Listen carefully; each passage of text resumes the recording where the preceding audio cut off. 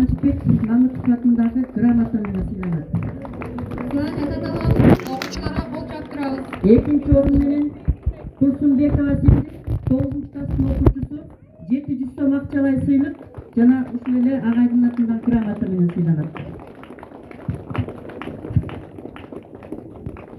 Биринчи орунда 11 класстын окуучусу Разыкова Алина 800 сом акчалай сыйлык жана агайдын атынан грамота менен сыйланат.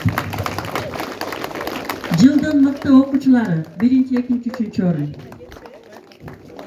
Андан кийин жылдын мыкты классы номинациясы менен 3 орунда 4 класс класс жетекчиси Сооронбаева Жаңойдой 300 сом акчалай сыйлык менен сыйланат. Агайдын атындагы грамота менен.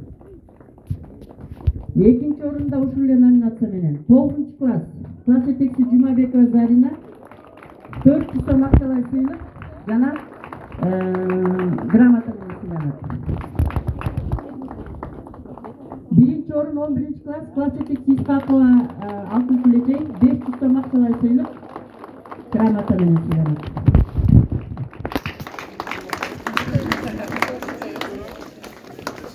Андан кийин жылдын мыкты мугалими конкурсубуз бар.